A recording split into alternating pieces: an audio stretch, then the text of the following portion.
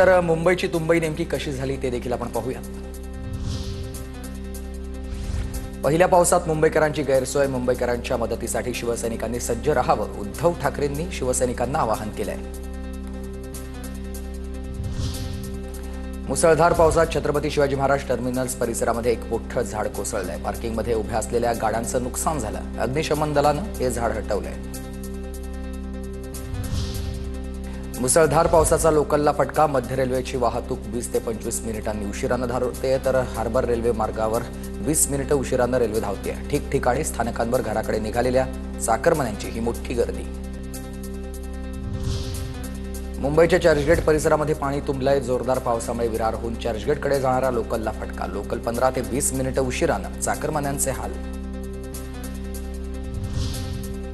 सकाळपासूनच मुंबईत पावसाची जोरदार बॅटिंग। मुंबईतील मंत्रालय परिसरामध्ये पाणी साचलं। मंत्रालय परिसरात पाणी साचल्यामुळे कार्यालयीन कामासाठी येणाऱ्या नागरिकांची गैरसोय।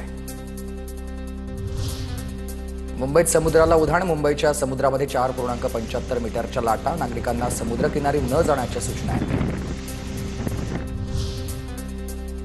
तर मुंबईत मुसळधार पावसासोबतच समुद्राला देखील उधाण। दादर चौपाटीवर लाटांचा तडाखा। आज समुद्राला सर्वात मोठी भरती, हवामान विभागाची माहिती आहे।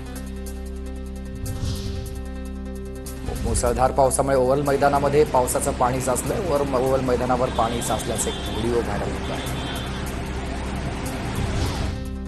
मुंबई आणि उपनगराला पावसानं झोडपलंय। सायनमधील किंग सर्कल आणि दादरमधील हिंदमाता परिसरात पाणी साचलं। पाणी साचल्यानं वाहनधारकांची तारांबळ।